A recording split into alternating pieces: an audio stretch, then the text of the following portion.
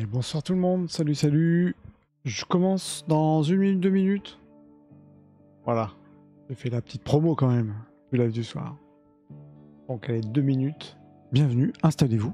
Et puis on va parler Migai Kogai, Wabi Sabi, vous saurez tout. Tout ça en moins d'1 heure, incroyable. Donc j'arrive, à tout de suite.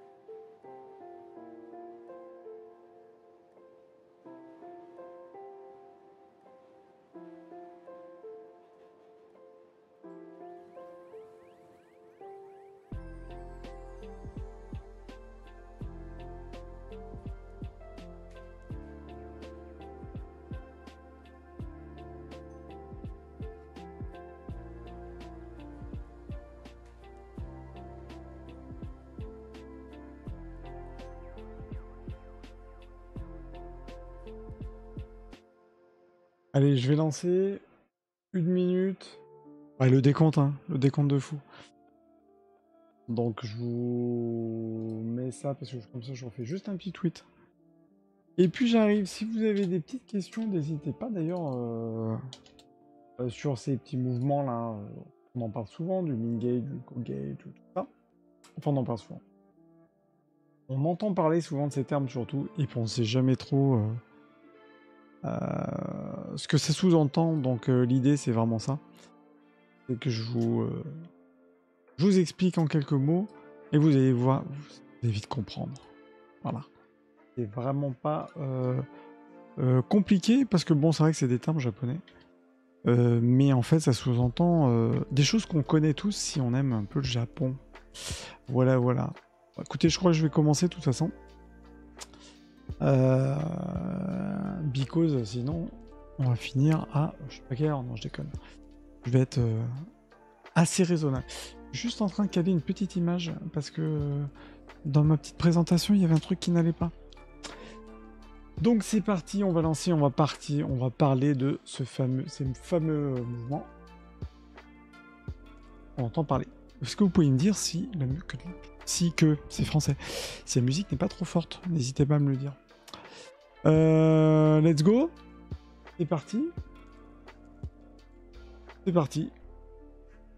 Et je vérifie toujours parce que je me dis que j'étais un petit peu dans le noir. Mais en même temps, t-shirt, c'est bon, on est un petit peu dans le noir. Bonsoir tout le monde, bonsoir, j'espère que vous allez bien pour ce petit live nocturne. Vous voyez, j'ai fait un petit cœur, voilà. Mon petit chat. J'espère que vous allez bien, que vous avez passé une bonne journée. Le mec est en pleine forme, hein, 21h44. Salut Madouk, bonsoir. Le son est nickel, bah écoute, merci. T'as vu, le mec est en forme, hein, 21h45. Voilà, non, parce que demain, Japan Expo, donc forcément, en forme, donc forcément, on est bien. Donc j'espère que toi, ça va bien. Qu'est-ce que c'est? J'ai mis 5 juillet, mais n'importe quoi, on est le 12, hein, parce que demain, c'est le 13. Non, c'est pas grave. Bah, j'espère que vous avez passé une bonne journée. Madouk, j'espère que tu as passé une bonne journée toi aussi. C'est cool. Je sais pas si vous allez demain, enfin à partir de demain Japan Expo. J'avoue, demain jeudi, j'en profite. Donc je peux me permettre d'aller à Japan Expo le jeudi. Donc ça me fait plaisir. J'espère voir du monde, voir notamment et certains japonais qui viennent, et puis notamment ce pavillon art, culture. Et puis après tout le reste, évidemment, comme d'habitude. Mais ça va être cool, et puis je vais essayer de faire des photos aussi de cosplay, tout ça, bref. Parce que je fais un peu de photos quand même à côté, donc ça va être cool. Donc ce soir, je vous parle, vous inquiétez pas, je vous prends pas 1h30, non, je vous le dis, hein, j'ai une notif Insta, donc c'est cool. Sur le Mingei, le Kogei, en fait le son est surtout fort dans mon casque, c'est pour ça, mais si le son est nickel, c'est bon. Sur le Mingei, Kogei, Wabi-Sabi, c'est surtout pour vous expliquer ces termes en fait qu'on utilise, et que c'est vrai que j'utilise aussi assez souvent. Forcément pour moi, c'est vrai que c'est... Bon, maintenant c'est clair.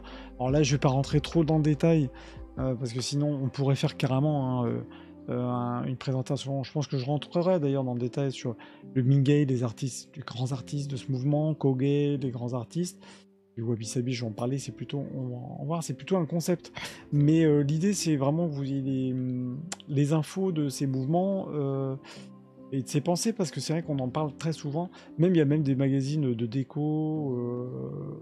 Alors j'ai mis un peu des photos là de déco qui parlent en fait sans vraiment savoir. En gros, on va même utiliser ces termes quand on a envie de dire que c'est un truc un peu japonais, japonisant, quand c'est pas asiatique.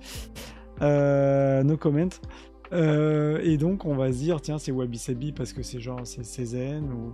Voilà. En gros c'est vrai que je trouve que les termes, surtout le Wabi-Sabi, c'est un terme on sait pas trop, enfin en gros les Français savent pas vraiment ce que c'est, et on va l'utiliser en pour pas dire zen, pour pas dire esprit méditation, ouais, bref, je pense que vous avez capté. Donc le Mingei, déjà j'ai commencé par 2 mouvements, à la différence du Wabi-Sabi qui est un concept qui va se retrouver dans tout. Les 2 mouvements, c'est le Mingei et le Kogei. Je vais rentrer dans le détail, c'est vraiment des mouvements artistiques. Le Mingei est plus ancien que le Kogei. Ça a vraiment commencé au XXe siècle. Voilà, il y a vraiment dès les années 20 en clair. En fait, ça se colle un peu au mouvement que nous, on a dans les arts décoratifs, même en Angleterre, tout ça, les arts and crafts. Je ne vais pas rentrer dans le détail aussi. Là-dedans, si vous voulez que je rentre dans le détail, je pourrais le faire. Mais parler de ces mouvements en fait artistiques et artisanaux. Et ce qui est important en fait, c'est ces 2 termes en fait, même si on les mélange. Alors c'est vrai que le Kogei, on commence à en parler. Bon, c'est vrai que j'avoue, vu que j'ai l'association, ces mouvements, je prône en fait ce mouvement. L'idée, c'est quand même, il y a 2 objectifs différents, des techniques différentes. Et je dirais que le Wabi-Sabi, pardon, c'est plutôt un concept, une notion de sensibilité. Et quand je dis transverse, parce qu'on va le retrouver finalement dans les deux cultures. Et vous allez comprendre pourquoi. Notre ami, là, vous voyez au-dessus de ma tête, il s'appelle Yanagi Soetsu. Il est mort en 61. C'est vraiment ce monsieur, en fait, qui est le fondateur. Donc, si vous trouvez des bouquins sur l'art japonais, si vous voulez en savoir plus, même dans Google, mettez Yanagi Soetsu, vous allez trouver plus d'infos concernant ces mouvements. Pourquoi? Parce que Mingei, en soi, les kanji, ça veut dire on traduit texto, ça veut dire art populaire. Alors, art populaire, nous en France, je ne sais pas si vous connaissez l'art populaire, mais l'art populaire, c'est souvent très proche du mouvement qu'on va appeler qu'on va appeler l'art brut. Mais aussi l'art populaire, c'est aussi, ça sous-entend des objets qui sont faits en plus grand nombre, de pas forcément très très bonne qualité. L'art populaire, indirectement, c'est l'art, c'est pas l'art académique, hein, c'est l'art de ceux qui... Déjà, art, pas un grand mot. L'art de ceux qui connaissent un peu rien. Voilà. Ça a été aussi quand même cette grosse connotation d'art populaire. Bon, là, on se déconnecte de ce que nous on connaît ou de ce que vous pouvez vous-même un peu connaître par rapport à ces termes. Art brut, art populaire qu'on a nous ici, en France, ou même en Occident d'ailleurs. Le Mingei chez Soetsu et au Japon, c'est pour le coup, c'est l'idée de base, c'est ce que je mets, c'est l'art traditionnel fait à la main. Donc déjà, on se déconnecte un peu de ce qu'on connaît nous. Salut Kaivana, bonsoir. Donc focus, Mingei, Kogei et Wabi Sabi. Donc le Mingei, c'est vraiment l'art traditionnel qui est fait à la main. Ici en France, l'art brut, art populaire, c'est pas forcément que fait à la main. Souvent d'ailleurs l'art brut, c'est passionnant l'art brut, il y a plein de trucs. Je me suis acheté un bouquin là-dessus parce que même si je fais histoire de l'art, pas tout le truc de l'art brut, c'est un truc de dingo. Il y a de la tradition. Ça utilise aussi un peu les matières et les techniques d'art africain, tribal. Bref, c'est hyper intéressant. Mais aussi beaucoup de matériaux de récup, donc des trucs d'industriels. Donc c'est pas nécessairement fait à la main. Et l'art populaire en lui-même, il y a plusieurs techniques qui font que c'est pas forcément fait à la main. Au Japon, il y a vraiment le truc de vraiment ce qui est même ancré et ce qu'on voit pas quand on lit Mingei art populaire, c'est que c'est vraiment fait à la main. Ça, c'est vraiment un des premiers points, et que c'est pour une utilisation quotidienne. Donc, il faut retenir que nous, on parle d'art, mais chez les Japonais, et encore aujourd'hui chez les Japonais, un artiste peut faire des objets qui sont à utiliser tous les jours. Nous, on mange pas forcément dans des bols, ou je sais pas, au musée, vous voyez des trucs de Picasso, bon, vous n'allez pas manger vos céréales dedans, quoi. Parce qu'on se dit, oh là, attention, c'est une œuvre d'art. C'est musée. Au Japon, pas du tout en fait. C'est vrai que cette notion d'art, moi j'ai discuté justement avec des Japonais pour la promotion du Kogei ici en France, qui comprennent pas forcément ce que je conçois tout à fait, hein, mais qui comprennent pas que nous, ici, il y a un vrai distinguo entre art et artisanat. Et d'ailleurs, à la Japan Expo, je verrai ça demain, c'est ce que je disais aussi ce matin, c'est que souvent dans les stands, on va un peu faire le distinguo entre l'art, les beaux objets, on touche pas, ça coûte une blinde, on regarde de loin. Je parle pas d'antiquité, hein. Et les petits bols, les trucs qu'on achète tous en cadeau, les bols à thé, vous voyez, vous faites déjà vous-même, hein, sûrement, mettez-moi en commentaire, mais ce que cette distinction un peu entre l'artisanat, en gros, je peux me permettre de manger dedans, en gros, et les trucs plutôt quali, art. Et pourtant, la démarche au Japon, en France, ça peut être un petit peu différent, même si c'est même des céramistes qui font de l'art à utiliser, qui se rapprochent vraiment de ce mouvement Mingei, mais clairement au Japon, on se pose même pas de questions. On est sur des personnes, des hommes et des femmes qui vont créer des objets à la main et qui doivent être utilisés. Donc évidemment, je vais parler après des différentes techniques, mais majoritairement c'est de la céramique. Notre Yamagi Soetsu, voilà, c'est vraiment la céramique, hein. Il y a aussi un axe qui est important, c'est la beauté de l'objet. C'est pas parce qu'on fait un objet tradi, enfin je veux dire avec des matériaux comme la céramique, à la main, à utiliser tous les jours, que c'est pas forcément beau. Et aussi le troisième critère, c'est la beauté. Donc à la main, utilisable et beau. Voilà. Alors beau, vous allez me dire, c'est subjectif. Bon, attends. Le Japon, tout est beau. Le mec vendu, hein, total. Si avec ça, j'ai pas mon visa pour le Japon. Mais c'est vrai en fait. Hein. C'est vrai que les objets, vous regardez un truc japonais. Bon, il y a sûrement, hein, très probablement des objets qui sont des choses pas belles, des merdes. Mais non, globalement, c'est quand même dire que c'est bon. Bref, et il y a aussi un quatrième point. Enfin, un quatrième point, c'est ce que je mets ici. Je dis quatrième parce que pour moi, la simplicité, l'authenticité, c'est un peu la même chose. La fonctionnalité, c'est ce qu'on rejoint à l'utilisation. Donc, c'est vraiment ces mots-clés, vous voyez, main, utilisable, fonctionnel, c'est vraiment le Mingay. Donc là, je pense que là, vous avez bien intégré ce qu'était le Mingay. Et surtout, comme je mets, c'est l'essence, la vie ordinaire. Ça, c'est plus le fondement même de pourquoi il a réfléchi tout ça, pourquoi il s'est dit, tiens, on va pouvoir faire des objets sympas. C'est capter l'essence, la vraie nature. Quand on parle de matériaux bruts, faire la main, la terre, c'est vraiment, on prend pas n'importe quelle terre, on prend des matériaux qui ont une vie, quoi. Il y a aussi tout ce mouvement-là.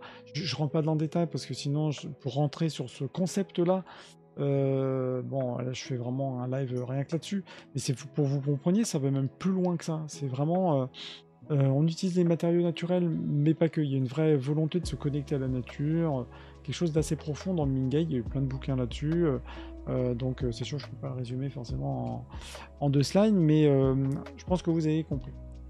Si vous n'avez pas compris, vous me dites. Si vous avez compris, des pouces là, comme ça vous avez compris. Donc c'est parce que j'essaye d'être le plus clair possible sur ce mouvement, qui est encore une fois utilisé même par des designers, des boîtes limite Ikea, ils vont dire ils parlent Mingay, alors que c'est pas Mingay en fait, c'est des trucs faits en usine, quoi.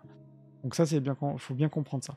Dans les types d'objets, c'est ce que je m'emballe, il y a du textile, des ustensiles de cuisine par exemple, des bols, donc ça tourne, c'est vrai que quand même globalement ça tourne sur en ce qu'on appelle les arts de la table, quoi. Mais pas que. Vous avez évidemment les vases Ikebana, vous avez d'autres choses, un petit peu de mobilier, mais c'est vrai que majoritairement, grande majorité, c'est vraiment ça. J'avance sur ce fameux mouvement Mingay. En tout cas, s'il y a un truc à retenir au-delà du fait que c'est fait à la main, c'est vraiment ces notions-là de simplicité et de fonctionnalité. La fonctionnalité, le côté usuel. L'objet est créé pour répondre à un besoin, répondre à une fonction. Par exemple, soit aussi bien mes vases ou là mes petites bouteilles à saké. Pour la fonction, c'est pas du saké et de servir facilement le saké à table. Donc il faut que la bouteille, en l'occurrence, elle soit facile. Elle soit belle, hein. Je la pose sur une table avec des amis, il faut qu'elle soit belle, mais il faut que je puisse la prendre en main facilement. Donc il y a aussi cette notion de je ne vais pas vous prendre une bouteille qui fait 3 litres. Donc vous voyez, il y a aussi ce concept-là. Donc finalement, même ce qu'on a aujourd'hui dans le design, d'avoir des objets pratiques, on n'est pas sur les cruches, par exemple, je reste sur l'histoire d'objets pour verser du liquide. On n'est pas sur les cruches ou si je remonte loin, les amphores, vous voyez, tous ces grands récipients. Là, on est vraiment sur quelque chose l'idée de base, c'est faut pouvoir l'utiliser. On a des mains, une taille, tous à peu près la même taille, donc il faut qu'on puisse vraiment tenir ces objets, et ça c'est vraiment clairement Mingay. Donc même des objets de design aujourd'hui, clairement, le fond de ce design-là, bah ça vient du Mingay, hein. Ça, il n'y a pas photo. Un autre truc, donc je disais la qualité, le travail à la main, il y a le process de création qui est hyper important. Ça, c'est vraiment aussi un point primordial, parce qu'on pourrait se dire, tiens, comment ils se transmettent les infos. Ok, il y a des artisans, ils se disent, ok, je vais créer un truc avec mes mains, que ce soit utile. Il y a quand même évidemment des techniques traditionnelles qu'on retrouve par exemple dans la céramique très tardive au Japon, dès le 5-6e siècle, on trouve des tardives. Et là, évidemment, après dans tout l'art japonais, le travail aussi bien du bambou, de la céramique, pardon, du textile, du travail du bois, c'est des choses qu'on voit essentiellement à partir du 10e, 11e siècle jusqu'à Edo. Bon voilà, je ne vais pas faire toute l'histoire de l'art japonais, mais tout ça pour dire que les artisans, au 20e siècle, ils sont enracinés dans toute cette culture artistique. Donc comme je vous mets ici par exemple des éventails, bon voilà, l'uchiwa qu'on connaît nous, bah, c'est un objet typiquement qui a été utilisé pour s'éventer, il n'a pas été fait d'une n'importe quelle manière, et c'est le format d'éventail qu'on utilisait notamment à l'époque Edo, avec les estampes, tout le papier avait été dessiné en estampes. Je fais référence notamment à l'exposition Hiroshige qui avait eu lieu au musée Guimet tout récemment. Donc tout ça pour dire que, vous voyez, les objets, c'est ancré, c'est plus que de l'artisanal. On est vraiment des objets d'art artisanaux, mais utilisables tous les jours. Et les petites bouteilles, le petit banc que vous pouvez trouver, qui a une certaine sensibilité de design. Après, on aime, on n'aime pas, ça c'est autre chose, mais je pense que vous captez le côté un petit peu brut de la chose, quoi. Il n'est pas sculpté, il est brut, mais en même temps, il est design. Ça se rapproche un peu du design scandinave, qu'on peut voir d'ailleurs au 20e. C'est ça qui est intéressant. C'est-à-dire que même un objet, je mets mon curseur ici, vous voyez que là, cet objet-là, même si vous y connaissez rien, vous voyez bien qu'il y a déjà eu du travail. Il y a quand même un artisan qui a fait cette petite bouteille avec une vraie volonté de faire quelque chose d'artistique. Ça, c'est Mingay. Voilà. Je pense que vous avez capté. Vous me dites si vous captez, si c'est pas très clair. Ça, il y avait une belle exposition au Japon que j'avais pas vue. Parce que mais ils vont la refaire. Mais c'était une expo sur Yanagi Suetsu, justement, et son impact sur les céramiques. C'est le même que je vous avais montré tout à l'heure. Il est souvent pris en photo, d'ailleurs, dans les bouquins, comme ça, en train de regarder, en train de penser l'objet. Ouais. Mais c'est vrai qu'il est quand même très, très fondateur. Lui a inspiré énormément. Je pense que je ferai un truc rien que sur lui, d'ailleurs. Parce qu'il a inspiré énormément d'artistes, aussi bien japonais, d'artisans, d'artistes, mais aussi occidentaux.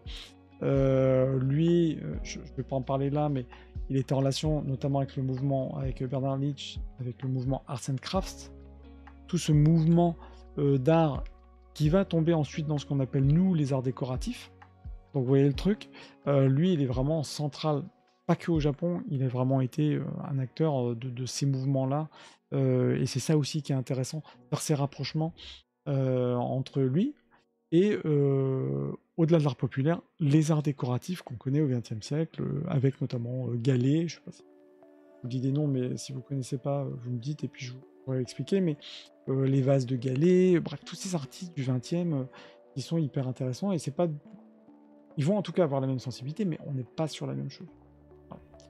C'est le fameux Mingei, qui encore une fois, de base, hein, art populaire, mais vous avez bien compris que c'était, on allait plus loin que le côté populaire comme nous on peut nous le comprendre. Je vous mets un exemple là d'un petit duo qui est sympa, on boirait bien notre sake soju pomme avec modération. Bref, ce que vous voulez. Hein. Je vais arriver. Tofu Teshigahara, qui est donc un artiste qui est là pour le coup 100% 20e, puisqu'il est décédé en 79, qui faisait de l'ikebana, qui a fait aussi... donc il est surtout connu pour l'art floral, et qui a fait aussi beaucoup de céramique. Bon, vous voyez, cette pièce-là, on sent que c'est populaire, enfin, on sent que c'est Mingei, pardon, mais que c'est utilisable. Ça ressemble un peu aux céramiques de Papy Mamie, et encore, vous regardez les céramiques Papy Mamie à Limoges ou au fin fond de la Creuse, il y a un distinguo. Il y a des choses bien, hein, il y a des choses qui sont moins bien. J'ai de la famille en Creuse, hein, donc je vois de quoi je parle. Mais le côté très tradi, les trucs que vous trouvez en brocante, par exemple. Bon, bah là, ça, vous voyez, il y a un truc, une petite finesse supplémentaire. Hein, on ne peut pas ne pas dire le contraire. On ne peut pas ne pas dire le contraire. Vous m'avez compris. Ceci dit, vous trouvez ça en brocante, vous achetez direct. Hein. Je passe au Kogei. Vous me dites si Mingei, si tout est bon pour vous. J'avance. Si vous avez des questions sur Mingei pendant que je parle du Kogei, pas de problème, je réponds. Le Kogei, lui, on est sur autre chose. Pour moi, alors, vaut mieux le qualifier, comme je mets en haut, d'artisanat d'art. Comme ça, c'est plus simple, ça vous permet aussi de décorer les trucs. Kogei, c'est l'art ancien, l'artisanat typique. Si je vraiment traduis, c'est artisanat, arco, tout ce qui est ancien. L'idée, c'est ça se concentre sur des objets qui sont utiles, donc ça ne change pas par rapport au Mingei. La seule différence, c'est que ça se concentre, comme je le mets ici, plus sur les techniques et la maîtrise de la main. Donc là, on est vraiment focus technique que le côté plutôt matériaux traditionnels.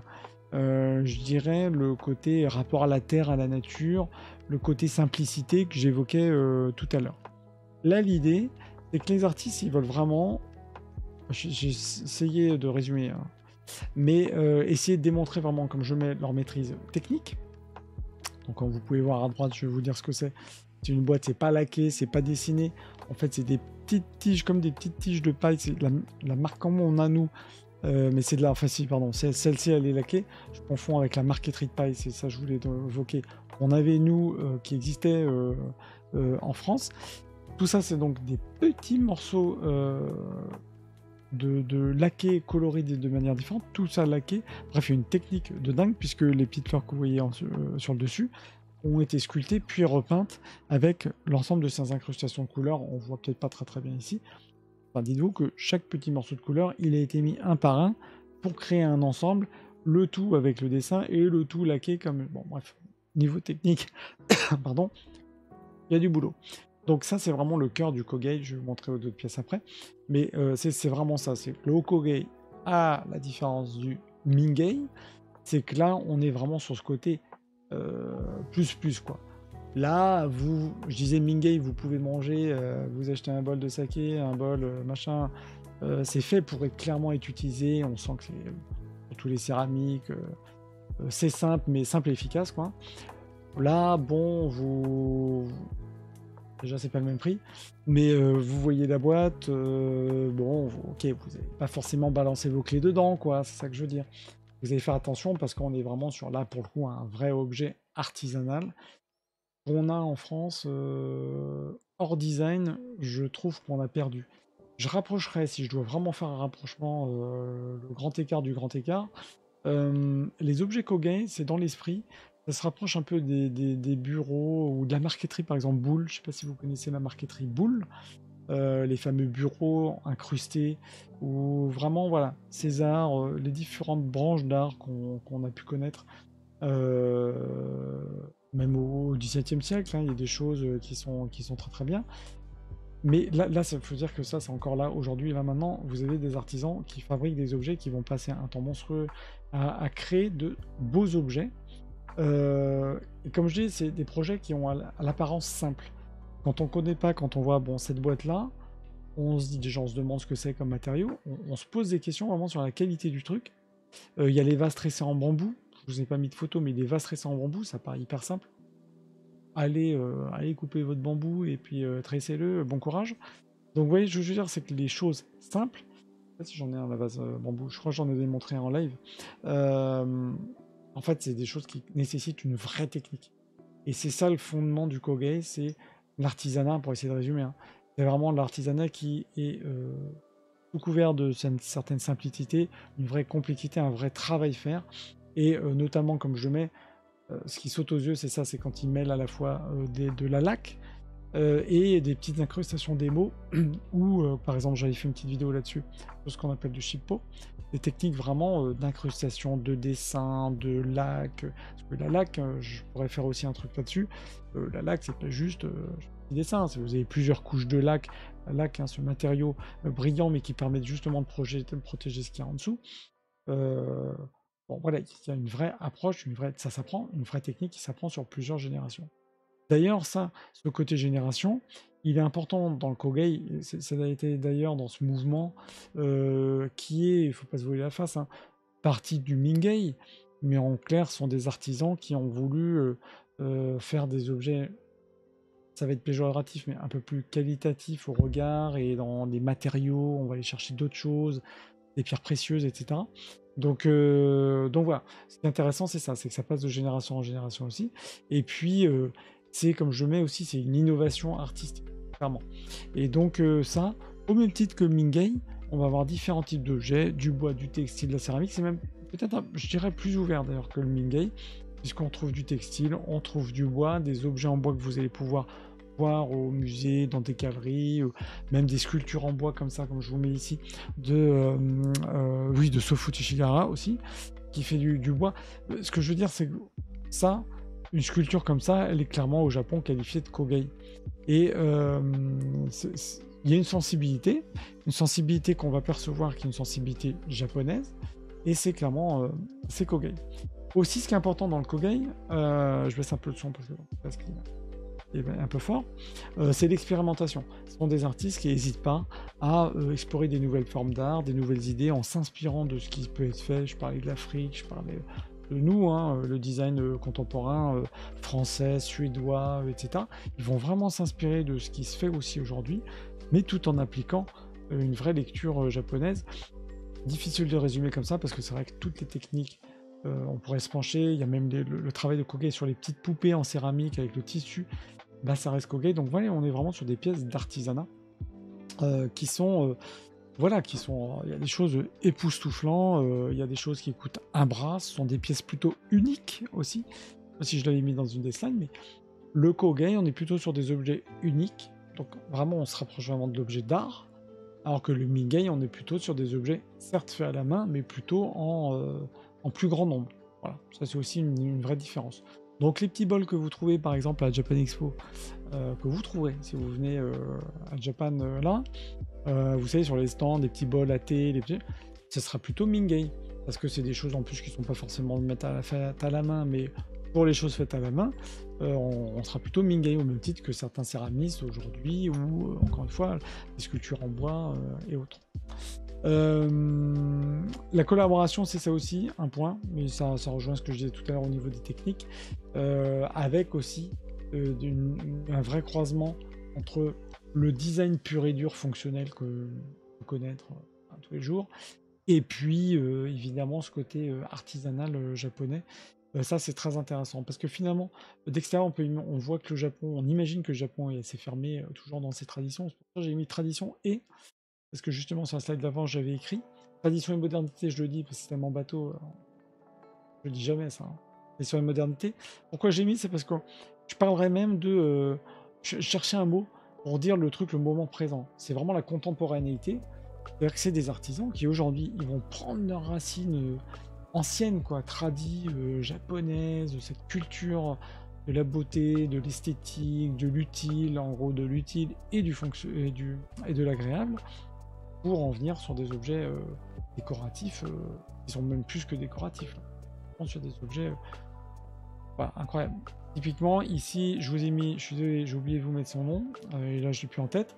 On a cet artiste fait des boîtes comme ça laquées, pas des gros objets, comme je disais tout à l'heure, où il y a de l'incrustation aussi bien de nacre et de lac. Un peu comme le kintsugi d'ailleurs, je ne sais pas si vous connaissez, les céramiques qui sont cassées, on va recoller entre guillemets avec de l'or, et ben lui il va utiliser des pigments d'or, comme le kintsugi, comme si il liait tous ces morceaux de nacre avec cette fameuse technique de kintsugi, et le tout laqué, des objets magnifiques. Bon là vous l'avez, ça utilisé, mais vous allez l'utiliser avec délicatesse quoi. Enfin, moi je dis ça, hein, chacun fait ce qu'il veut, hein, mais et ce qui est superbe dans son travail, c'est que l'intérieur, et on dirait une nuit étoilée, vous voyez le petit côté laqué, façon Ulushi, c'est une vieille technique aussi traditionnelle de lac. Ça c'est une vieille technique hein, d'ailleurs de laquage. Je ferai un topo là-dessus sur les techniques de lac aussi pour vous donner les clés. Comme quoi il y a plein de sujets. Mais mais vous voyez la différence, je pense que vous voyez vraiment la différence entre ces objets-là et ce que je vous montrais avant, les céramiques, je vous ai pas montré des petites boîtes en bois, mais vous voyez par rapport au tabouret, vous voyez la différence quoi. On a aussi le Kogei, désolé, je crois que les pages sont un petit peu utilisées là. Les ensembles aussi de bol à thé, c'est quoi son nom déjà? À qui? À l'artiste juste avant? Lui? Bah je sais plus. Je sais plus. Je vais regarder si je l'avais mis. Mais je crois que je l'ai zappé. Ah non, je vais pas voir sur mon phone. Je vais te dire, c'est parce que j'ai oublié de le mettre dans la slide. Donc ce que je fais, je le remettrai. No problem. Je mets en commentaire.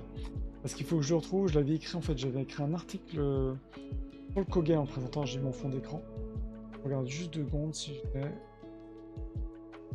Donnez-moi 2 minutes. Il y en a plein.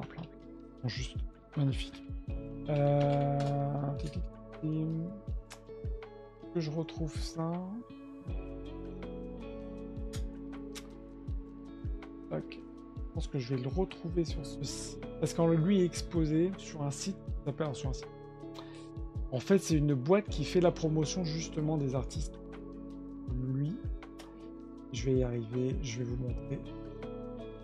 Enfin, je vais vous montrer ça parce que c'est intéressant. Hop. 30 secondes. Et en même temps de retrouver cet artiste.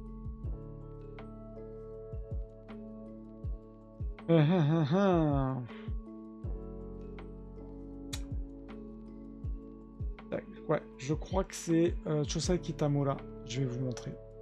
Alors, je vais basculer. Alors, attendez, hop, on va faire un truc comme ça. Je sais pas si vous voyez mon... Normalement, est-ce que vous voyez mon écran? Ouais, vous voyez mon écran. Vous avez un site qui est un site boutique. Vous pouvez regarder pour vous faire du bien aux yeux parce que c'est magnifique. Ça s'appelle Galerie de Japan. Moi, j'ai en tout cas travaillé, je devais même développer pour eux la visibilité des artistes Kogei ici, qui est en fait un site qui promeut des objets musées, mais pour les photos. C'est pour ça que sur Kogei, de rien, Madouk. sur Kogei, donc le magazine que je gère, magazine et association d'ailleurs que je gère pour la mise en avant de ces artistes. Je vais développer, parce que vous avez beaucoup de contenu qui est en anglais, je vais développer des fiches, c'est dans ma petite idée, de faire, enfin pas des fiches, mais des petits articles sur chacun de ces artistes. Et donc lui, c'est, si je dis pas de bêtises, Chosei Kitamura, parce qu'il travaille beaucoup la nacre comme ça. Et il y a des choses qui sont magnifiques sur ça. Donc vraiment, si vous aimez ce que je suis en train de vous raconter, notamment sur le Kogei, ce site-là, Gallery Japan, c'est magnifique. Alors, vous voyez certaines pièces, je vais zoomer par exemple là-dessus. Je peux zoomer là-dessus. Je crois que vous avez vu le prix. Bon, quand vous voyez Inquirer, hein, c'est que c'est des prix, je sais pas si vous avez vu avant, hein, petite boîte pour ça. Tiens, bah, d'ailleurs, Noriko Ogura, c'est la petite boîte que je vous montrais avec les, vous voyez, les petits effets de couleurs en maquillé, donc c'est vraiment une technique. Mais la petite boîte qui fait 6 cm de diamètre, c'est 10 000 euros. Hein. Donc c'est la petite boîte qui n'est pas donnée. La petite boîte vraiment plaisir, vous fait craquer l'euro million. Voilà, c'est des choses que on voit pas ici. Donc moi, pour la petite parenthèse par rapport à tout ce que je suis en train de vous montrer là au niveau du Kogei, j'avais vraiment objectif et je voulais. Le problématique, c'est une grosse problématique surtout d'assurance. Ça doit être petit des objets comme ça. Si vous voulez venir les présenter en France, voilà, c'est compliqué. C'est un projet que je voulais faire en fait, pour raconter ma vie, en 2020. Sauf que 2020, vous savez ce qui s'est passé. Avec le Covid, bah, c'est finito, fermé. Et notamment Gallery Japan, en fait, qui est une boîte, donc qui est une boîte privée. Si je dis pas de bêtises, ça a été fondé par un des petits-fils de Toyota, donc ouais, un des grands des conglomérats, parce qu'en fait l'artisanat, pour rentrer un peu dans le détail là-dedans, c'est soutenu par le Japon. Vous avez notamment à Japan Expo un organisme qui fait la promotion d'artisanat japonais. Bon, on sera plutôt sur de l'art utilisable tous les jours, donc je dirais plutôt Mingei. Et l'artisanat d'art comme ça, c'est très souvent soutenu par des boîtes qui sont privées. Et des boîtes qui ont des fonds voilà, qui peuvent se permettre de soutenir déjà ces artistes et puis ensuite de les représenter. Donc voilà, là j'ai fait un topo sur le lac. Si vraiment vous aimez, vous regardez, alors je suis désolé, c'est en anglais, Gallery Japan, et vous avez des artistes. Vous voyez le niveau, quoi. Le level, ça c'est Kogei. 100% Kogei. Et ce qui utilise pourtant des techniques, comme je disais, de maquiller, qui est donc le maquiller, c'est une technique de lac. Je ferai une vidéo là-dessus pour vous expliquer vraiment la technique, vous donner des infos, qu'est-ce que c'est le maquiller. Alors, en clair, c'est des petits pigments, et feuilles d'or qu'on va mettre sur une boîte, très souvent en base en bois, qui va être ensuite laquée. Donc là, c'est des choses magnifiques. Il y a eu un rendez-vous sur tout l'artisanat d'art à Kanazawa chaque fin d'année au Japon. Je voulais y aller. Je vais voir parce que ça aussi, les billets, le Japon, voilà. J'ai beau bosser dedans, j'ai quand même eu. Pas non plus, je roule pas non plus sur l'or et claquer des 1200 euros. J'ai regardé encore il y a 2 jours. 1200 euros au lieu de 600 euros, et encore, vous pouvez trouver moins cher. L'aller-retour au Japon pour 1200 euros, première moi. Donc voilà, ça douille un peu. Donc j'attends un petit peu s'il y a des possibilités d'y aller parce que Kanazawa, une fois par an, incroyable. Si vous voulez en avoir plein les mirettes et que vous allez au Japon à ce moment-là, il faut vraiment pas rater Kanazawa. C'est la présentation.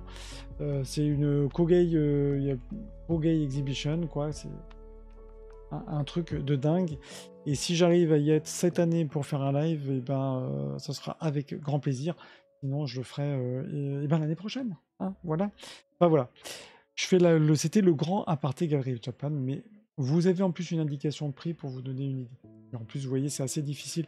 Présenter des objets comme ça, j'ai eu cette grande discussion avec les Japonais, justement, en leur expliquant que en France, des objets comme ça, vous avez un petit noyau de personnes qui sont capables déjà de comprendre cet art et comprendre que mettre 10 000 euros dans un petit objet comme ça, c'est quand même déjà un niveau de gens qui ont déjà du goût, mais surtout qui ont volé une connaissance de l'artisanat et qui savent que cet objet-là, qui a nécessité des milliers d'heures de travail, il a un prix, quoi.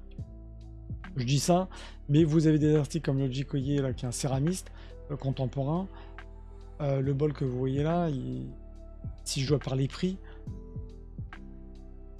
2000 € aussi, et c'est pourtant, ça paraît brut. Vous voyez ce que je veux dire? C'est aussi ça la différence. Et le Japon, les Japonais, ce que je comprends tout à fait, j'ai vraiment eu cette discussion en leur expliquant le fond du truc, que nous, en France, avec notre culture, liée à l'art populaire, ce que je disais tout à l'heure, l'art tradi, quand vous voyez des bols comme ça, il est difficile pour le commun des mortels de se dire que, à la rigueur, on peut acheter 200, 300 €, on peut vraiment se faire plaisir parce qu'on sait que c'est des pièces uniques, etc. Mais quand vous avez des pièces comme ça qui sont à 3000 €, encore plus, parce que c'est 1 mètre. Bon, voilà, c'est très difficile de le concevoir. Au Japon, c'est tout à fait classique, je veux dire, c'est même intégré. Donc voilà. Si vous avez la chance un jour de boire quelque chose dans un des bols de Yoji Koye, voilà, c'est la classe. Je fais aussi un petit aparté sur cette expo. J'avais fait un live au tout début de mes lives Twitch, mais bon, voilà, l'algo Twitch, parlez-en autour de vous, hein, faites de la pub. Voilà, je vous vaudrai des mochis. Cette expo Pokémon Koge, j'ai fait un live là-dessus. Il faut que je vois s'il y a encore sur Twitch. De toute façon, j'avais exporté sur YouTube si vous voulez retrouver la vidéo. Je pourrais vous mettre le lien. Ça, c'était Koge, quoi. Quand je dis contemporanéité, le mot-clé qu'il faut sortir en cocktail, en apéro, typiquement, c'est ça. Il y a une expo, il n'y a que le Japon pour faire ça. Vous avez des artisans qui font de la céramique, qui font de la laque, qui travaillent du métal aussi, qui ont fait une super expo en partant des Pokémon pour en faire des objets d'art. Bon, là, typiquement, là, c'est 100% Koge. Vous voyez ce que je veux dire, c'est ça aussi. C'est qu'ils vont utiliser des techniques tradies, des techniques, des techniques d'art pour en faire des objets. Bon, voilà, là, c'est clairement décoratif, c'est de la sculpture. Mais le Pokémon, les bulles bizarres et autres qui ont été faits, il y a des choses qui n'étaient pas forcément belles. Moi, personnellement, il y a des choses que j'aimais moins. Pokémon, je trouvais dingue. Mais ça, après, c'est du goût de chacun. Mais ouais, pour vous dire qu'ils n'hésitent pas, quoi. Et ça, c'est typiquement japonais. Et ouais, quand on dit que tradition et modernité, c'est vraiment ça. Mais c'est plus que modernité, quoi. C'est vraiment là, maintenant, là, tout de suite. Voilà, j'avance. Je pense que vous avez compris. Mingei Koge, si vous n'avez pas compris, c'est clair, je peux rappeler. Vous pouvez me mettre en commentaire ou pareil, vous pouvez me poser des questions après, avec grand plaisir. Je suis toujours là pour y répondre. Pour finir, vous inquiétez pas, j'ai l'impression que c'est le cours. Je vous lâche après. je vous lâche avant la sonnerie. C'est pour ça que j'essaie de faire ces taux pas trop long quand même. Et puis parce que sinon, encore une fois, on en parle des heures. Il y a aussi un fondement du Koge aujourd'hui. C'est vraiment ça, c'est la préservation du patrimoine. Pourquoi j'en parle? Parce que il y a un vrai souci pour tous ces artisans de transmettre aussi leur culture déjà des techniques, de l'artisanat, des choses qu'on a, je trouve, en France, même en Europe. En Angleterre, il y a quand même ce côté transmission technique. En France, ça se retrouve, mais plutôt sur le tard. C'est beaucoup de gens qui veulent redonner un sens à leur vie. Souvent, en deuxième métier, ils vont faire des métiers manuels, se former, vont faire l'école, vont faire les gobelins ou autre. C'est vrai qu'au Japon, il y a une vraie pénurie parce que c'est des techniques qui mettent beaucoup de temps à apprendre. Et c'est vrai que c'est dans le fondement du Koge, c'est ça, c'est vraiment la transmission. Et malheureusement, surtout suite au Covid, je pense que vous avez vu aussi, il y a eu beaucoup de boutiques, de petites boutiques. Si vous avez eu la chance déjà d'aller au Japon.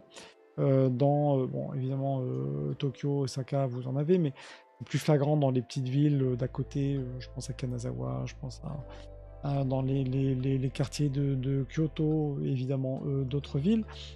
Vous avez des petites échoppes où vous aviez la possibilité de voir des artisans, un type qui faisait les emblèmes pour les familles, sur les tissus, les sculpteurs. Bon voilà, l'effet Covid, ça a fait quand même beaucoup mal, Covid, et puis surtout fermeture du pays. Et puis en plus de ça, des jeunes générations qui veulent pas forcément aller dedans. Alors même si c'est des pièces, vous imaginez pas le temps de travail qu'il y a pour faire certaines pièces. Donc derrière, ok, ça vaut. L'artiste, il veut le vendre 2000 €, mais enfin, déjà, s'il arrive à en vendre une régulièrement, bon, vous voyez le truc. Donc c'est vrai que les jeunes ont tendance à moins vouloir y aller. Donc c'est difficile. Je sais que le japonais, même si vous vous intéressez à l'art, vous voulez vous peaufiner des techniques, mais il vous accueille grands ouverts pour pouvoir apprendre les techniques sur place. Ça d'ailleurs, on va peut-être faire un truc là-dessus, sur ce sujet-là. Ouais, j'ai plein d'idées qui sortent. Pour aussi, peut-être, pour ceux qui m'écoutent là ou plus tard, vous êtes plus jeune, vous aimez l'artisanat, il y a vraiment moyen en tout cas d'aller au Japon, d'apprendre des techniques. Et ça, on pourra faire un truc là-dessus. Bref, donc tout ça pour dire que il y a aussi les techniques, les pratiques artisanales durables. Pour la beauté, c'est toujours là, mais côté durable, partage, c'est vraiment un fondement clairement aussi du Kogai. Donc vous voyez les deux niveaux, je veux pas mettre le Mingei moins bien, moins beau, moins qualitatif que le Kogai, c'est pas ça. On est juste sur deux ambiances, hein, deux salles, deux ambiances. L'un, on va être plus sur le respect de la terre, on est plus zen, mais j'en viens au zen avec le wabi-sabi. Et puis l'autre, on est vraiment sur des pièces d'exception. Voilà, moi j'ai eu la chance d'avoir notamment sur le Kogai, c'était un petit bol à saké traité en verre céramique blanc, un truc qu'on voit jamais, avec une sorte de glaçure qui était magnifique. C'est une artiste, je vous la présenterai parce que un travail de dingue. Et voilà, moi j'ai eu un Français qui est pour sa collection, qui a eu un coup de cœur, et ça s'est fait comme ça. Donc, vous voyez, c'est certaines personnes après sur des objets comme ça qui vont avoir des collections qui veulent se faire plaisir sur des objets qui sont pas forcément entre guillemets accessibles, oui, en termes de prix, mais trouvables surtout. Et puis voilà. Enfin, je passe à autre chose. Je termine là-dessus sur le wabi-sabi. 2 slides là-dessus. Le wabi-sabi, c'est quoi? On en parle tout le temps. C'était vraiment. J'ai l'impression qu'on en parle un peu moins là depuis 2 ans, mais encore. Hein, je regarde beaucoup les sites de design, tout ça. On vous repond le wabi-sabi tout le temps. Je vous dis, c'est le mot un peu passe-partout quand on veut dire que c'est un petit peu esprit japonais. Je vous mets une photo à droite. Typiquement, c'est ça. Wabi-sabi, vous voyez, c'est cette subtilité, les fleurs. Vous voyez le genre. Donc, wabi-sabi qu'on retrouve aussi par exemple chez Ikea à un certain moment. Bref, c'est le concept. Donc, à la différence du Mingei Kogai, on n'est pas sur un mouvement, on est sur un concept. Un concept qui, j'essaie de le définir, hein. Ça c'est la beauté de l'imperfection. Donc retenez imperfection. Pensez au kintsugi, je vous parlais tout à l'heure. L'authenticité, il faut que ce soit authentique, il faut que ce soit vrai. Quand on parle d'authentique d'un objet, c'est qu'ils sentent le vécu, quoi. Il faut que, par exemple, je vais y arriver, l'objet en pierre là-bas, vous voyez qu'il a eu du temps, quoi. Il y a eu quelque chose, il a vécu. Et l'éphémère, notamment l'éphémère, évidemment, l'ikebana, les fleurs, c'est une partie centrale du wabi-sabi. Le fondement, pour ne pas en faire non plus 2 heures dessus, il faut comprendre que ça vient de la tradition zen. J'en parlais aussi avec Bodhidharma l'autre fois dans ma petite vidéo. Donc c'est évidemment le fondement de la culture japonaise. Vous retrouvez dans cette pensée zen donc qui vient de Chine, de cette simplicité, l'équilibre des choses. C'est vraiment le fondement du wabi-sabi, qui clairement, hein, en termes de design, ça s'explique par nous, ce qu'on va concevoir, nous en tant que Français occidentaux, des choses simples, je le mets, des choses qui peuvent paraître modestes. Donc là, vous voyez, c'est un concept qui va se retrouver dans le Mingei. Le simple peut se retrouver dans le Kogai aussi. Donc c'est pour ça que je disais tout à l'heure que c'était un concept qui se retrouve dans le Mingei et dans le Kogai. Et voilà, s'il y a vraiment ces deux termes, simplicité, sobriété, authenticité, c'est vraiment les trucs que vous devez retenir. Donc ça, c'est vraiment des choses que je vous ai évoquées. C'est pour ça que c'est un terme passe-partout. Et souvent, les gens qui ont parlé de wabi-sabi, ils connaissent pas forcément le Mingei, quoi. Et un élément qui est propre, là, 100% propre au zen. Voilà, encore une fois, je vous invite à voir ma petite vidéo sur Daruma. C'est la contemplation silencieuse. Qui dit contemplation silencieuse, c'est de la méditation, clairement. Donc le fondement du wabi-sabi, c'est ça. Le wabi-sabi, c'est pas le truc japonisant, mais pas du tout. C'est pas genre je vais mettre une fleur de cerisier, c'est wabi-sabi. Pas du tout. C'est vraiment un concept de simplicité, de légèreté. Si vous êtes allé, vous avez pu peut-être dormir dans un ryokan au Japon. Les auberges, vous avez le tatami, vous avez votre petit meuble où vous pouvez mettre votre futon, vous avez une petite fleur, vous avez le tokonoma qui est l'espace où on peut mettre aussi un petit vase d'ikebana. Vous voyez, c'est ce côté très simple, quoi, zen, et en même temps dans l'art, si j'applique le wabi-sabi à un objet, à quelque chose, ça va être vraiment de le regarder, de voir qu'il va sentir son vécu, son authenticité. Ça aussi, l'authenticité, c'est un terme que les designers aiment bien. Donc je vous ai mis un exemple là, on va pas faire des tartines sur le wabi-sabi, parce que je pense que vous-même, vous avez peut-être déjà vu des trucs wabi-sabi, on met un peu à toutes les sauces. Il y a aussi un élément qui est important, c'est ce côté de la nature changeante. Quand je dis le temps qui passe, c'est ça. Parce qu'en fait, ça reflète quoi le wabi-sabi? Comme je disais, wabi-sabi égale zen, égale méditation, égale réflexion sur la vie, le temps qui passe. C'est ça. C'est-à-dire que c'est la nature changeante de toute chose. Un objet, vous allez l'utiliser, il va s'user. Ouais, moi, votre téléphone, votre coque de téléphone, bon, elle s'abîme. Je peux dire que c'est wabi-sabi. Encore que, on pourrait dire, ouais, c'est l'objet qu'on va continuer à utiliser, qu'on va, on va de plus en plus apprécier parce qu'il est un petit peu usé, il a eu du vécu. Je peux pas m'empêcher. La rugosité, la patine, les fissures, la symétrie. Je vais vous montrer un vase qui est contemporain, qui n'est pas japonais d'ailleurs, mais qui peut on peut imaginer, vous ne pouvez pas bien le voir là, mais il a un petit peu une texture comme ça, rugueuse, et ça c'est un truc contemporain que j'ai acheté en France, il y a maintenant plusieurs années. Mais quand on le touche, on va l'utiliser, on met des fleurs, vous voyez, il est un petit peu usé. Il a du vécu, il a cette fameuse nature changeante, cette asymétrie aussi, notamment celui-ci. Et les fissures, c'est le côté clairement wabi-sabi de ce qu'on retrouve dans le kintsugi, culture qu'on va pouvoir remettre avec un petit peu d'or. Mais globalement, je vous ai mis cette photo d'un intérieur que je sais plus, que j'ai chopé, je crois que sur un magazine, mais c'est pour vous montrer que le wabi-sabi, on le met à toutes les sauces.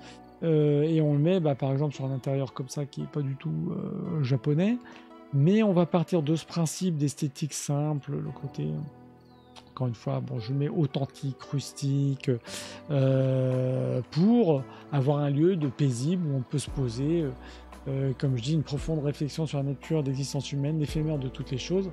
C'est beau hein, cette phrase. C'est vraiment zen. C'est-à-dire, c'est vraiment typiquement c'est zen. Vous avez envie de vous poser devant un objet, dans une pièce, et c'est de la méditation. Là, c'est clairement le fondement du zen et de la méditation, où l'éphémère, la nature changeante. Donc c'est tout ce qui fait le wabi-sabi. Et je pense que c'est aussi pour ça qu'on a un peu du mal à l'expliquer, ce concept, parce que c'est un concept qui englobe beaucoup de choses, qu'on arrive à sentir, mais sur lequel on a du mal, nous, français, à clairement à mettre des mots dessus. Voilà. J'espère que ça vous a plu. Si vous avez des questions, n'hésitez pas. J'ai essayé au mieux de vous expliquer des concepts. Les mouvements, c'est pas trop compliqué à expliquer. Au moins, c'est simple, on fait bien le distinguo.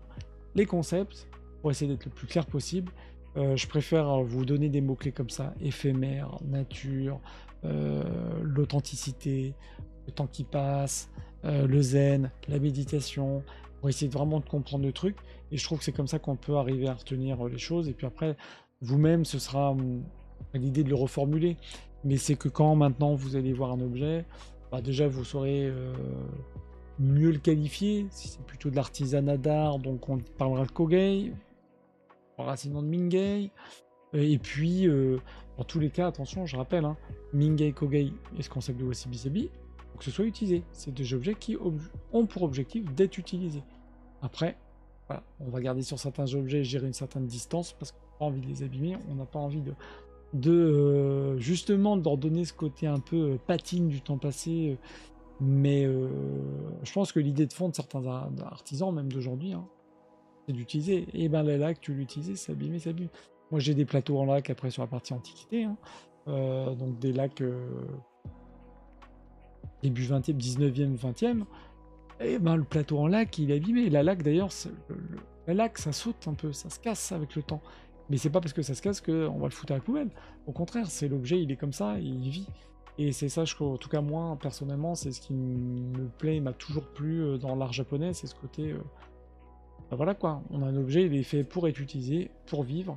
Et d'ailleurs, c'est ce que, pour terminer là-dessus, c'est ce que moi j'ai rencontré, parce que je fais beaucoup de sourcing d'objets, je cherche des objets pour soit des collectionneurs, des gens qui cherchent un objet en particulier pour leur collection, ou des cabinets par exemple de déco d'archi d'intérieur. Et j'avais un architecte d'intérieur qui m'avait pris des petites assiettes, qui me demandait d'ailleurs des petites assiettes en bois donc très, entre guillemets, rustique. Nous, on percevrait le truc comme rustique. Mais il s'est dit, non, mais moi, c'est ça ce que je veux. En plus, c'est un archi qui bossait beaucoup sur le béton, le bois, vous voyez, des matériaux qu'on voit aujourd'hui, nous, hein, en France. Bah, lui voulait vraiment l'associer, donc plutôt une tendance nordique, hein, ces matériaux très bruts. Et ben, il voulait l'associer avec des objets, bah, pour le coup, wabi-sabi, Mingei ou wabi-sabi. Il fallait que ce soit utile, il fallait que ce soit brut, qu'il y ait ce côté bois. Vraiment, le bois, limite le bois que je suis allé couper la veille. Et c'est marrant parce que finalement, tout se parle et c'est ça qui est assez intéressant avec ce côté, ce fil conducteur qu'on trouve dans l'artisanat japonais. Passionnant. Voilà. J'ai essayé de pas faire trop long. Bien, 1 heure. Est-ce que ça vous va 1 heure? C'est bien? C'était trop long? 22h34. Le type toujours en forme. J'espère. Eh ben écoute, merci Kalana, j'espère que. Merci. En tout cas, si vous avez des questions, je referai plus de détails si ça vous tente d'ailleurs que je fasse un petit peu plus de rentrer dans le détail, notamment des pièces d'art, si je reviens sur notamment sur lui. Ou je vais pas refaire un truc sur le Pokémon, mais sur la céramique comme ça, je ferai peut-être des topos. C'est pour ça que le lundi ou le mardi, au-delà de faire, je fais pas une présentation d'objets, je vais vraiment m'arrêter sur des artistes. Il y en a quand même beaucoup. Travail d'artiste, vous montrer aussi différentes facettes, parce que je trouve que c'est aussi comme ça qu'on comprend mieux. Et encore une fois, c'est des objets qu'on n'arrive pas à voir, qu'on n'arrive pas à toucher. Moi, j'aimerais, bon, voilà. Même si j'ai un pied au Japon, voilà, là, j'y suis pas avant la fin de l'année, donc j'y retourne pas avant la fin de l'année. Donc, c'est vrai qu'il y a des objets. Bon, bah voilà, il faut les sentir, il faut les toucher. Et d'ailleurs, dans les céramiques comme ça, moi, je dis toujours aux gens. Ça se touche. Une céramique, si vous achetez une céramique, un bol pour rester là-dessus, pour terminer là-dessus, vous avez une convention, j'en sais rien, vous avez un objet, même si c'est un truc qui vaut pas cher, prenez-le en main, sentez le truc, sentez l'objet, et puis voilà, ça coûte, je sais pas, 10 balles ou que ça en coûte 200, c'est important de sentir les objets. Et aussi, le côté sensibilité qu'on a dans le Japon et que je trouve difficile. On le retrouve en Corée aussi. Mais voilà. Je pense que voilà, j'essaie de transmettre ce que j'aime. En tout cas, merci pour vos commentaires, ça fait plaisir parce que, une fois, moi je parle de trucs qui me font plaisir, hein. Je fais ça vraiment 100% pour le plaisir.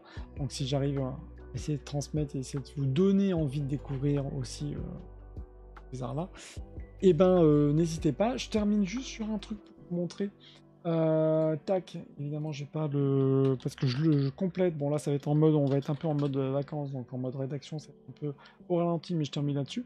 Sur la partie, paf, en plein écran, Koga et l'artisanat, je fais des focus puisque j'ai monté ça il y a quelques temps, qui est donc un magazine en ligne, hein, où c'est pour ça que je l'ai complété, j'ai souhaité le compléter avec Twitch, où je parle justement des focus sur les artistes, sur l'artisanat, donc là, kogai.fr.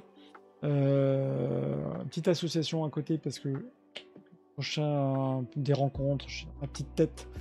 Je suis en train de chercher pour tout vous dire un lieu, mais pour faire le truc en live parce que moi je suis en région parisienne pour le moment. Mais je veux aussi que ce soit pas que parisien, donc j'ai l'intérêt de faire du Twitch. Mais bon, ça va de se retrouver, goûter du saké, toucher des objets, ce genre de trucs. Donc c'est aussi avec l'association. Donc voilà, j'en parle, mais c'est pour ça que j'ai aussi voulu lancer ma chaîne Twitch, parce que je trouve qu'il n'y a rien de mieux. Les articles, c'est bien, mais il n'y a rien de mieux de vous en présenter puis de répondre aux questions. Quand on peut. Je vous dis bonne soirée. Si vous aimez le format, si vous aimez pas le format, si vous avez besoin d'expliquer plus de choses, vous mettez ça en commentaire. Pour ceux qui retrouvent cette vidéo, qui verront cette vidéo en replay, idem, disponible en commentaire sur Twitch, sur YouTube, puisque je vais la mettre sur YouTube aussi. Donc n'hésitez pas, je suis là. Je vous dis bonne soirée. Demain, Japan Expo. Je vais faire un live théoriquement, c'est tout à fait possible. Donc, je vais faire un live, on peut vous montrer, parce que pour ceux qui n'ont pas la chance, ça aussi c'est un truc qui me tient vraiment à cœur, hein, c'est essayer de partager les choses. Taco parisien, le parigo du parisien. Je fais vraiment essayer de montrer à tout le monde, et pour ceux qui peuvent pas bouger, pas voyager, c'est vraiment le truc. Donc demain, je vais essayer de faire une vidéo, notamment du pavillon. Il y a un pavillon qui s'appelle Wabi Sabi, de vous montrer un peu ce qui est présenté. Donc voilà, ce sera un petit live tranquillou. Et puis voilà, donc je vous dis bonne soirée, merci de m'avoir suivi, merci, encore une fois, merci pour les follow et autres, donc n'hésitez pas d'ailleurs, hein, si je ne sais pas, suivez-moi, il faut que j'atteigne les 50. Et puis voilà, quand on parle de passion, quand on aime ça, voilà. Si vous voyez, j'emmène juste là-dessus, si vous voyez un artiste sur le site Galerie Japan ou autre, vous voulez que j'appuie, vous voulez que je développe, top, merci Kaidana, ça fait vraiment plaisir. C'est cool. Si vous voyez des artisans ou des pièces aussi là, que vous voulez que je fasse un focus parce que vous galérez, c'est en japonais, c'est ça, faites-moi un message, un DM, avec grand plaisir, je ferai un focus sur les artistes. Tu vois, pour ça, et puis voilà, je suis toujours là aussi, je suis preneur en tout cas de découvrir plein de nouveaux artistes. Allez, bonne soirée, merci à tout le monde, et puis à demain si vous êtes là pour Japan Expo, et puis si vous êtes sur Japan Expo, faites-moi un message, avec grand plaisir pour vous rencontrer. Ciao ciao, allez, bonne soirée.